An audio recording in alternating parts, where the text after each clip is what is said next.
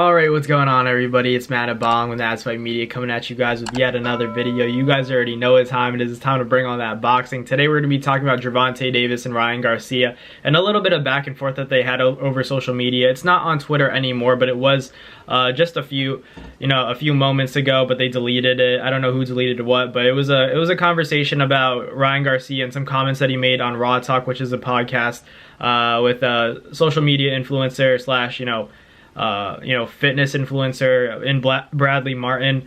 And on the podcast, Ryan Garcia was talking about, he was trying to explain the process of making the fight happen. He's basically said that he was giving Gervonta, everything that he wanted. It was all what Tank wanted, and that Tank was making him not drink water. And he was joking by saying that, but they clipped the video to make it seem like Ryan Garcia was only saying that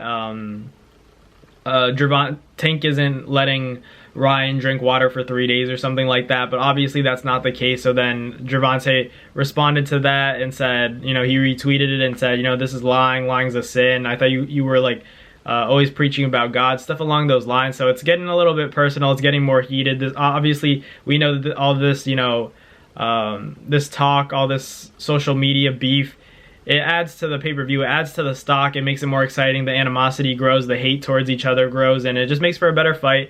The drama, the anticipation gets it at even, a higher level than it already is, and it's just they don't like each other. These guys really don't like each other. Ryan really feels like he can beat Tank, and Tank really feels like Ryan's not on his level. Tank feels like Ryan deserves to fight him, but at the same time, he also, kind of talked his way into fighting Tank. It wasn't so much that his skill that proved it. It's more of his social media following and the presence that he has and his name, to be honest with you, and his ability to talk his way into positions that will put him inside the ring with a really exciting fighter like Tank. So I think that Tank is going to be prepared. I think that he's preparing for this fight harder than he ever has for any other opponent, because I think this is his most difficult fight in terms of stylistically. You just take this, you even take into account the physical matchup. I think Gervonta, there's no doubt that he's the smaller guy, he has less reach, but physically he's just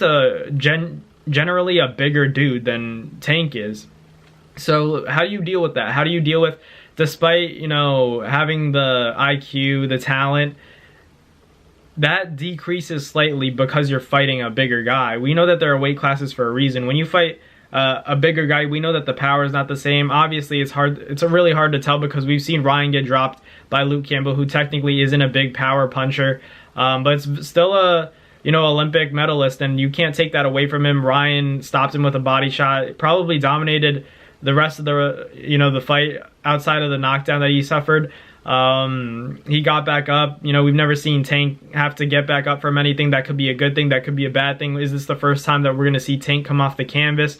If Ryan catches Tank with something early, how does he react? We don't know. Those are the things that make the fight intriguing to watch. That's the reason why a lot of people are tuning in, because we expect Tank to win. I expect Tank to pull it off, but at the same time, if Ryan lands something, how sure can we be that Tank's going to recover quickly? We don't know. We know he has a good chin, but he's never faced a puncher like Ryan. We know that he's been dropped, so there's more of an expectation for Tank to be able to hurt Ryan than there is for Ryan to hurt Tank. But I think that if Tank's careless, Tank does get hit a lot. He does get hit a lot. We're acting like he has the lockdown defense, and it's impenetrable, but it's not. We've seen him get hurt. Not hurt, but we've seen him get touched up by Leo Santa Cruz. Mario Barrios has touched him up. Isak Cruz has touched him up. So obviously he stopped, stopped majority of those guys except for Isak Cruz, but his ability to knock out guys is undeniable. We've seen the highlight reel knockouts from Tank, but we've also seen them from Ryan. So that's why I don't think people are giving Ryan enough of a chance. I really do think it's more of like in general, anybody can win this fight. It's not as dominant of a fight. It's not so one-sided as people make it out to be, I don't think. Just because Ryan's so big. He's close to 6 foot, guys. A lot of us have never been in the ring, so we don't know what it's like. But when you're fighting a guy that's 6 foot, I may have talent, I may have the knockout power, but I still have to touch him. Punching at the upward angle robs you of power. You have to really be able to crack this guy. I think Tank's gonna have to go to Ryan's body and see if he can land something there first, and then maybe, you know, bring Ryan's guard down. Then that'll open up something. But he's gonna have to be smart and put Ryan in, you know, walk him into something and set it up really well. I don't think.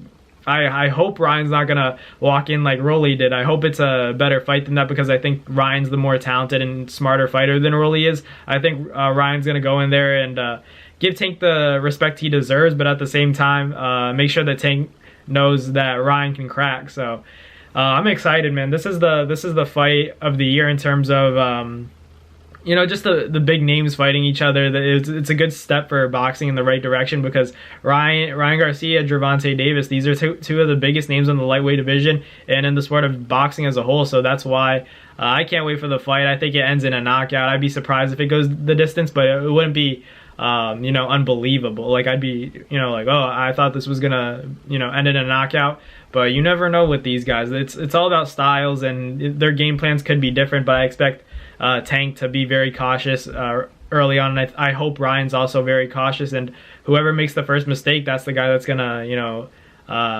lose the fight, and that's when they give up the bragging rights to the other man, the better man that wins that night. So whoever, you know, the room for error is very little in this fight, but you also have to be able to capitalize. So we'll see what happens. I lean Tank, but I really do think Ryan has a good chance as well. So final prediction, I'll go, you know, closer to Tank, but man, I can't doubt Ryan either. So it's a really close fight. But let me know in the comments if you guys have Gervonta Davis or Ryan Garcia, in what fashion, knockout or decision. Thank you guys for watching this video, and I'll catch you guys next time. Peace. That's going to do it for another Nads Fight Media video, guys. Thank you guys so much for watching. It's been your boy, Matt Nabong, with another video. Hope you guys enjoyed it all. Thank you guys for the constant support. Salute to y'all always. It's been your boy.